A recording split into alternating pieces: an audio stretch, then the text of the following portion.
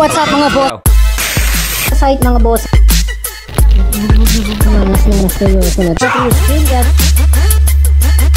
Actually mo na yung BBX content mo. 3, 2, 1, go! Shoot! Maraming salamat talaga sa inyo. Saludo ako sa inyo.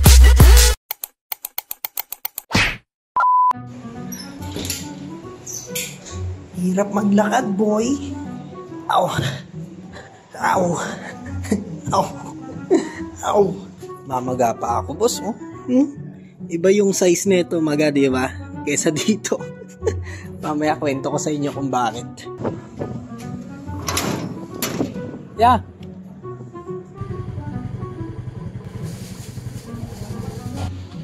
Okay. Mating yung mga extra nating laruan. So, mabalik tayo rito sa paa ko. Natusok sa bakal. Ito mga boss, oh. Yan, nakaganyan kasi siya. Nililinis ko kasi yan, eh. Tapos nakaganyan siya. Ito yung tumusok sa akin. Parang tumagos nga yan, mga boss, eh. Kabilaan yan, eh. Ang tsakit. Sabihin niyo ba, mga boss, dapat ako magpa-inject ng anti-tetano? Masakit yun. Ayoko ng injection, tsaka ayoko ng karayom. Kahit marami akong tato, diba? Pero yung injection kasi, halos ganito yung haba nung ibinabaon dito sa braso. Sakit nun, mga boss. Shoki. Babad natin to. Babad natin kasi marurumi pa yung ibang laruan. Kailangan natin ibabad sila.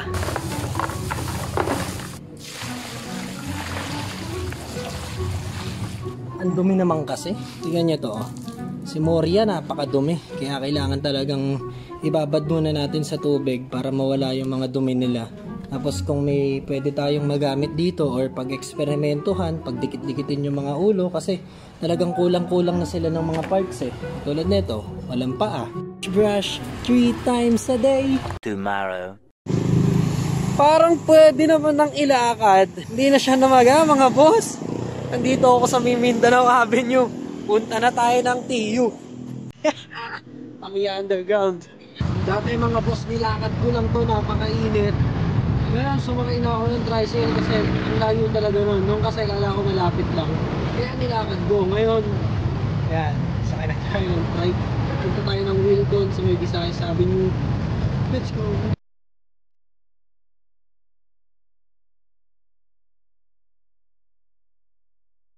Thank you.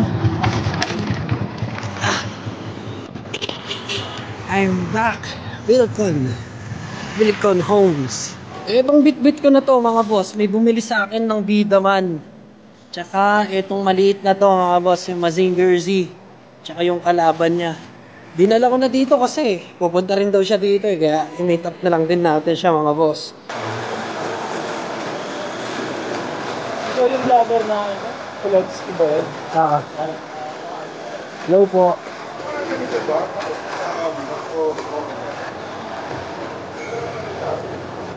Hello po. Idol. Bossing. Yung ano mo. Ay. Ikaw to, no? Oh. Ayan ba? Hey guys, kasama ko sa Kulotski. Vlog din ako yun. Subscribe kayo sa akin. Kulotski TV. Ako lang mag-vlog collection. Ako yung subscribe din kayo kay Bossing ano? Ako, vlog collection ko. Ayan, kasama kayo. Hello po. Nice. Buti dumating ka. Salamat. Ako yung nag-invite sa'yo. Oo. Friend pa. In-invite ka pala sa wildlife pa. Oo. For today's video nga mga bossing, naimbitahan tayo dito sa may Tamiya Underground. Isang malaking shoutout nga kay Tito Mel at sa kanyang anak na si Melbert. Sila nga yung nag-PM sa akin sa may page natin at nalaman kung mayroong event ng Crash Gear dito sa may Tamiya Underground. Isa nga itong mini event ng Crash Gear Philippines na kung saan ay maglalaban-laban ng mga kalahok at kung sino yung pinakamalakas at matitira na matibay ay siya yung mananalo. 16 na Crash Gear nga yung maglalaban ngayong araw. And then yung first, second, and third, sila yung mananalo. At yung pang 16, hulaan nyo kung sino. Ako yung pang 16 mga boss. Wala akong balak maglaro. Wala akong balak sumali talaga dahil wala naman akong dalang unit. Pero tamang-tama dito kasi sa may Tamiya Underground, meron silang mga Crash Gear dito mga boss. So bibili tayo ng Crash Gear at sasali tayo dito sa tournament nila mga bossing. Isang malaking shoutout kay Tito Mel dahil pinasali niya ako dito sa tournament na to. Let's go! Ang daming nabago rito sa may Tamiya Underground mga boss. Nung unang punta ko rito mga bossing, halos puro Tamiya lang yung binibenta nila. Ngayon nga meron na din sila mga Beyblade dito mga boss. Ang dami nilang Beyblade decks dito. Yung mga mahihirap hanapin at i-hunt sa mga Toy Kingdom, Toys R Us, Dito mga bossing, baka may makita ka. Meron sila ditong CX-02, CX-03, UX-13, UX-01 at meron sila ditong UX-00 na FC Barcelona. Ayan, 1,400 mga boss. Sa tamiya nila mga boss, napakarami nating pwedeng makita rito. Ito yung isa sa nagustuhan ko, mechanical racehorse mga bossing. Ang ganda nun mga boss, parang ang pwedeng mag-video karera dun sa laruan na yon. Tapos meron pa silang mga naka-display dito. Ito hindi ko alam kung binebenta ba or ready to ready to race na pag binili mo. Pero itong mga to mga bossing is mga naka-setup na kung makikita nyo. Ito napakaangas nito mga boss, ang ganda ng pagkaka-setup dito. Ito na ata yung pinakamaangas na setup ng Tamiya na nakita ko mga boss. Yung chassis niya nga lang, di ko alam kung aerodynamics ba yung chassis niya, pero napakaangas talaga mga boss. Mukha siyang yung truck na panghakot ng mga buhangin. Etong mga nakabox na to mga boss, tinanong ko to. Ito for sale talaga to mga bossing. Ready to play na mga boss, katulad na itong Cyclone Magnum na polycarbonate body. Parang yung nakita natin sa Divisoria last time. Ito, ilalaro mo na lang mga bossing. Naka-setup na yan, di mo na kailangan maggupit-gupit. And then yung mga gulong niya naka-align na, pati yung motor niyan okay na. Tapos yung presyo niyan mga bossing, 1,2. So wala ka ng problema dyan, buo na yan mga bossing, ready to race na yan. Yung category na pwedeng salihan nito mga boss, parang pro stock ata or back stock. Tapos ito yung mga malulupit nila na mga naka-display na unit mga boss. Ito yung mga pang B-Max mga bossing. Ito yung inaabot ka talaga ng milyon-milyon. De joke lang, exaggerated. Pero mahal talaga yung mga setup na to mga boss. Ang gaganda talaga. Tignan nyo naman, naka-setup na yan. At ang aangas ng mga nilagay na parts dyan mga bossing ko. Wow! Ito sure talaga na mahal to mga boss. Ito roadable na naka-setup din.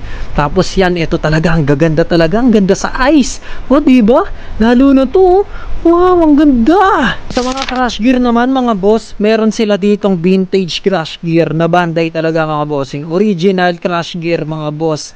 Ang gaganda. Yan yung mga naka-display nila na crash gear mga bossing. Mga vintage na yan. Kung makikita nyo, ang ganda talaga. Quality. Ang hirap na maghanap ng crash gear ngayon mga bossing. Pero dito sa TU, meron sila mga boss. Pero pricey talaga mga bossing kasi vintage na eh. Katulad nito mga boss. Itong hawak ko na to is 9,100 mga bossing. Ang hirap nang hanapin nito, vintage crash gear na original. Pero buti na lang mga boss, meron pang isang natira dito na bootleg na crash gear. Kahit naman bootleg mga bossing, pwedeng isali doon sa tournament. 700 pesos lang yung bili ko. Buti na lang. Nag-iisa na lang yun mga boss. Nakatago sa likod netong mga crash gear na original. Nakuha natin. 700 pesos. Let's go. Hindi kasi ako nakapagdala ng Bala ko pagbili ko. Tsaka, sige. Dala akong tools. Okay. Thanks. Always dala namin battery, wala rin ako daw nakapagdala. Tapos, isa mo? Hindi, kahit umandar lang siya. Oo, paperami ka namin. Paperami ka namin. Tulungan ka namin. Thank you. Ito yung pinakamatanda natin membro. Si Tatay Francisco. Oo, 75 years old ito. Yan ang tatay. Pinaka-oldest crash gear member. Malakas makabataan, toys. Okay. Nakikita ko yung sarili ko kay tatay. Nakikita ko na kahit ganyan na ako katanda sa future, mga boss, siguro, naglalaro pa rin ako katulad ni tatay, mga boss. No? Yung mga laruan ko is nandito pa rin hanggang pagtanda natin. Salute kay tatay kasi siya yung pinaka-oldest dito sa grupo ng Crash Gear Philippines. At patuloy pa rin siya naglalaro hanggang ngayon. At eto na nga mga boss, sasali na tayo. Isasali natin yung pinakamalakas sa lahat o yung pinaka-bubugbugay ng mga Crash Gear sa lahat. Ito yung isasali natin mga boss. Ang gaganda ng mga Crash Gear na kalaban natin. Talagang dudurugin tayo mamaya mga boss.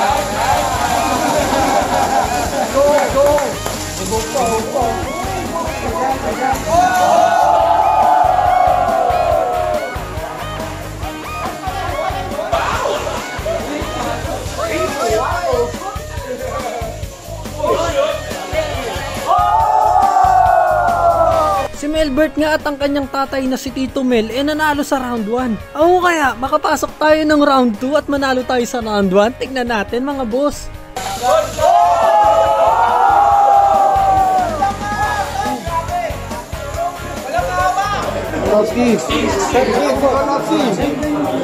Guys vlogger. Sa mga oras nga na to mga boss, talagang kinakabahan ako. At nahihiya mga bossing, first time ko kasi sumali sa ganito at ang daming nanonood at hindi ko alam kung mananalo tayo. Pero kahit anong mangyari, at least naranasan nating sumali sa tournament ng Crash Gear. Kaya eto na mga boss, let's go, tignan natin kung matatalo natin si bossing.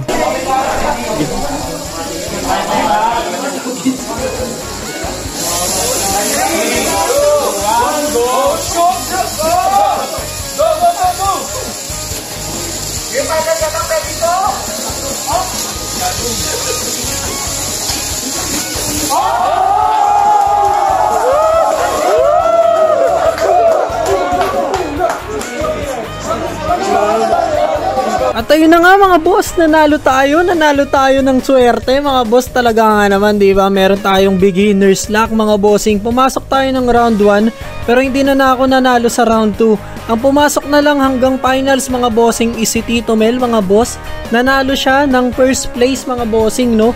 And then yung nag-champion ay si Jed. Kung napansin nyo, yung unang clip na naglaban siya yung panalo mga bossing. At isang malaking shoutout nga rin pala sa Crash Gear Philippines. Maraming salamat sa mainit na pagtanggap. Talagang ako tuwan-tuwa at talagang masaya ako sa araw na to mga boss. Maraming salamat sa inyo at na-experience natin maglaro ulit ng Crash Gear. At isang malaking shoutout sa mag-ama na to na si Tito Mel at ang kanyang anak na si Melbert na nag-invite sa atin sa kanilang tournament na to sa araw na to. Yan, thank you. Subscribe kayo sa Calbonatics sa vlog nila mga bossing. Puro Crash Gear yung mga laruan nila doon na pinapakita. At sana sa susunod makapunta ulit ako sa tournament nila. Hanggang sa muli mga bossing, don't forget to like this video mga boss. Maraming salamat. Kita-kits tayo next video. Let's go. Bye-bye. A peace.